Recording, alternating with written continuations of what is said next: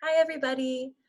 I wanted to tune in today specifically to address the things that have been going on in and around society. I wanted to make it clear to my subscribers and my followers exactly where I stand. And I'll start by saying that Black Lives Matter, duh. And I think it's preposterous that that's even a conversation that we're having. But I think it's an important one to have, even if it's ridiculous and surreal.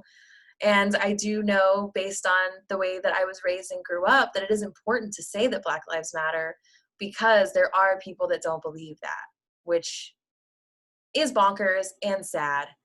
And the reason for all of the trauma that we're working through now. So I do also kind of want to, close to the beginning, say that it is really important right now to be listening to Black and Brown people. I know you're probably listening to me right now because you follow my work and you appreciate it, and I appreciate you as well. But there's really nothing I can say that's going to add to the conversation that wouldn't be said much better and much more authentically coming out of a Black or brown mouth, because the perspective that I have is very skewed by my upbringing. It's skewed by my white privilege. And so I do have a lot of ideas about society and ideology. But also what I really kind of want to focus on is the importance of white people doing the inner work. It really feels like the place that I feel most alive and ignited around, because I was raised in a racist household in the American South. And the education that I got around racism was not good enough. It was bad. I was indoctrinated. And I was indoctrinated by a lot of things and experienced a lot of trauma. But one of the most important things, I think, to society, especially right now, and to my own journey, is understanding that racism and white supremacy are ingrained in our society, and they exist as kind of brainwashing agents, and they move through people that we love, and they come out of hearts that we care for. And it's a difficult, complex problem to solve. And I think an excellent first step is to stop fucking killing Black people, right? And I know it takes a lot to deprogram people that have the kind of mind that would kill a Black or brown person.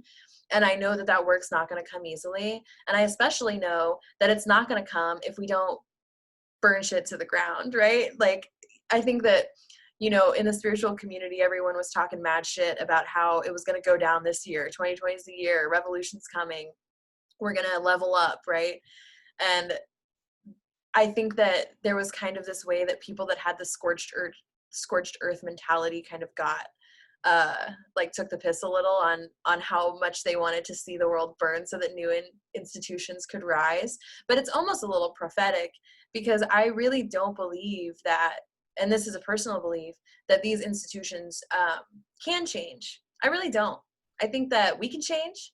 I think that we can build new institutions, and I think that we can kind of zoom out and realize where institutions are valuable and where they're not, right? But those are like big crazy conversations. And I think right now is a time where we can focus on supporting people that now have permission.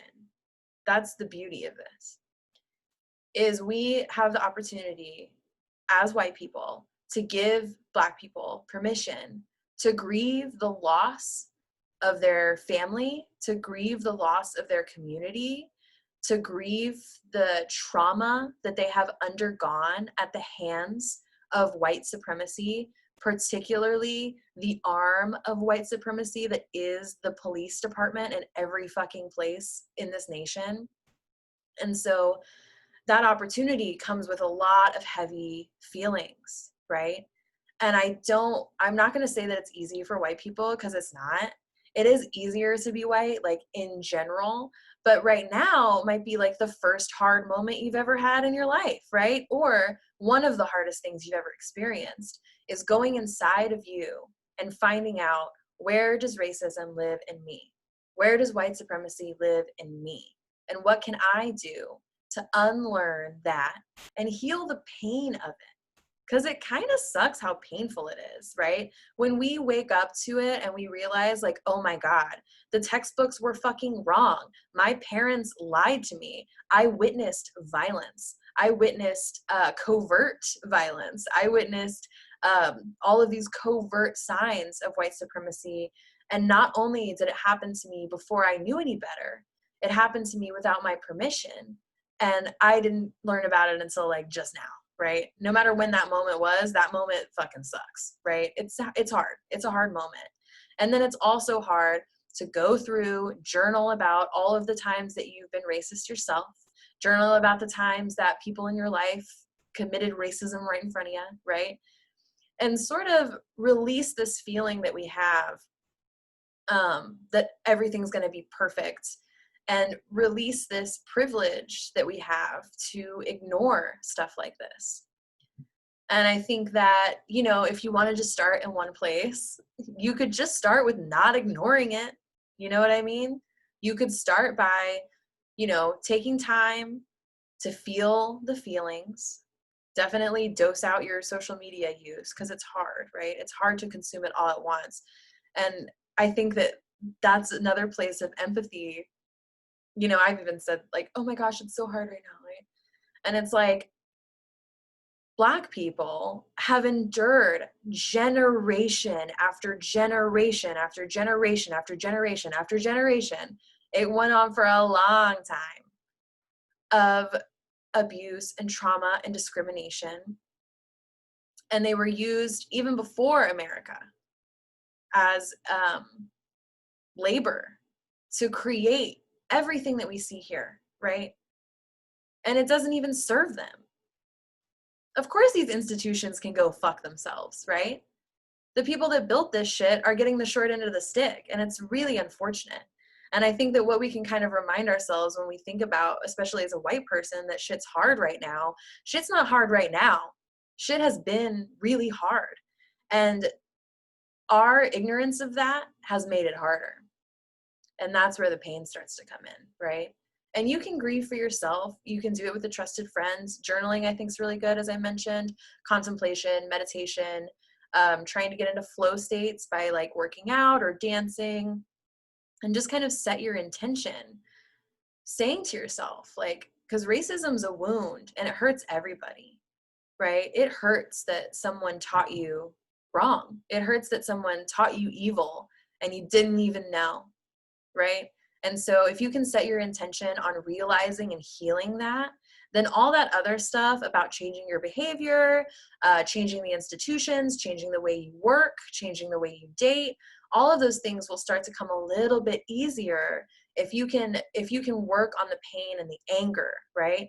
Because if people are coming at you trying to change your mind and you haven't worked on your pain and your anger yet, it doesn't matter what they say, because your pain and your anger are leading the charge in your conversations and in your perception, right? And if you don't feel like you have any pain or anger around racism, maybe try a little harder. Maybe see if you can feel just like a little deeper, right?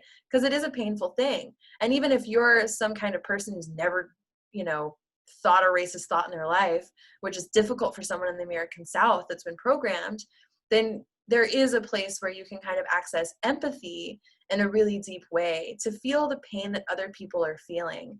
And this is more on the metaphysical side, but what we are carrying right now is a lot of trauma energy. And the more we heal, the less the load is, right? And so we can kind of, I believe that we're a connected species and that we do have a net between us. And a burden halved is a burden shared, right? And so we can kind of figure out a way to find healing for ourselves in this moment. And if you have to cry until you feel like your eyes are gonna fall out, do it. Fucking cry.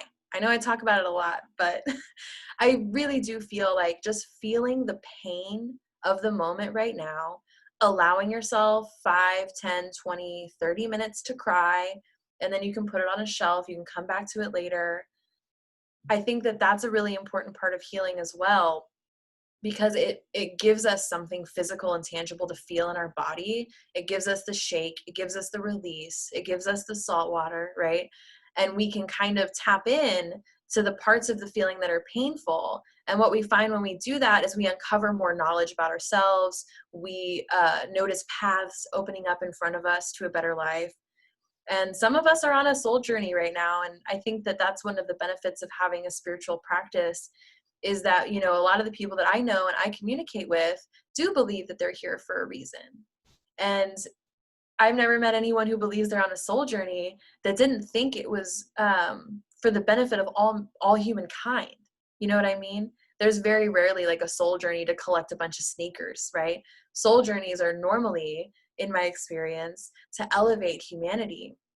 And so some of us are fucking warriors and we're on the front lines, and some of us are healers and we're figuring our shit out. And some of us are artists and we're archiving and creating. And some of us are mothers and we're caretaking and teaching the next generation. And we all have a place in this revolution.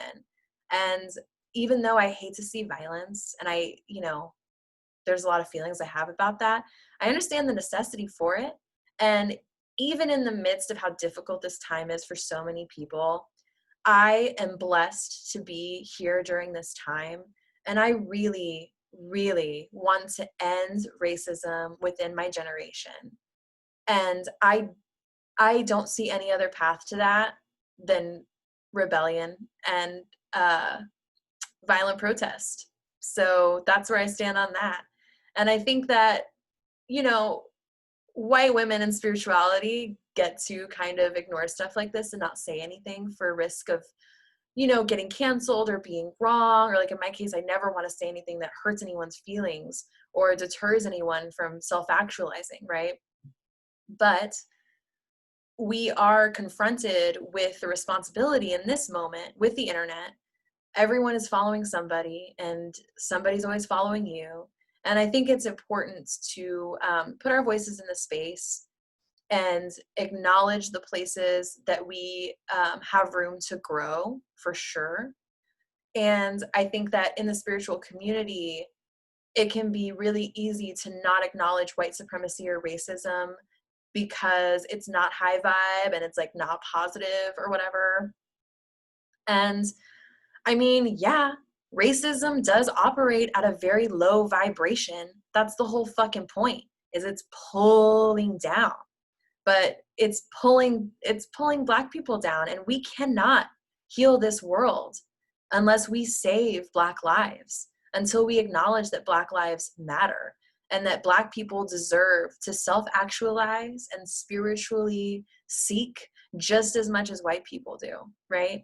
And if you care about liberty and you care about freedom and you care about spiritual sovereignty and personal sovereignty, it's important that you understand that everyone has to go with us. Everyone that we can save, we should. And we talk about, you know, raising the vibration and going into this other world, and there's the pain of people that we have to leave behind. And, you know, that's a really powerful thing to feel the loss of people that are not willing to wake up or cannot wake up in this lifetime, right? But consider that you are not really awakened until you participate in this revolution. It's a huge time to be a spiritual seeker and to confront this part of us that exists and that deserves to be dismantled so that we can have a higher vibrating future and we can have a utopian society. But the idea that a utopian society is going to be full of white people sounds awful to me.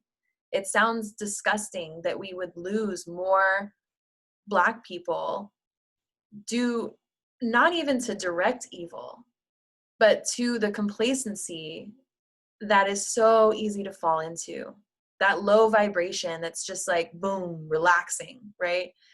And it's not as easy as catching up with the high vibration. It's not, but it does have to be done. And so I just wanted to put that on the internet for people that that follow me and follow my work. I do have a lot to say about like ideology and you know, if you've seen any of my other work, you know, I talk a lot about colonization and some of that stuff. And so there are some big things around that I do want to continue to discuss as time goes on. But, you know, my voice in the space is not really as important right now as other voices in the space. So I'm going to put some stuff in the comments that have helped me work through some of my racism. So if you're white and you're watching this, you can kind of like access some of that and see where your point of empathy is so that you can start doing the work. Because I know my shit's not perfect for everybody, right? And I hope that if you do have any questions or if you're confused and curious, you are welcome to ask me. And I can give you as much information as I can about the relationship between witchcraft and Blackness, and witchcraft and white supremacy, because we are here to recognize our personal power. And as seekers, we have a lot of ideological obstacles to that. And I think, you know, we're looking at police brutality right now in the third dimension. And I think that in other dimensions, we're really looking at what it means to seek knowledge, and what it means to be a free, autonomous human being. And everyone of every color deserves that. It's not a luxury, right? Economics has fooled us into thinking it might be a luxury. Racism, politics, all of these things have convinced us that seeking has become a luxury, and it's not. Everyone deserves to live a safe life and to walk down the street not believing that they'll be shot by a cop. And so I hope that the work I'm doing helps, and I hope that you were helped by this video, and I hope that if you're not about that life, that you unsubscribe if you need to, or ask me if you need help. And I'm sending lots of love.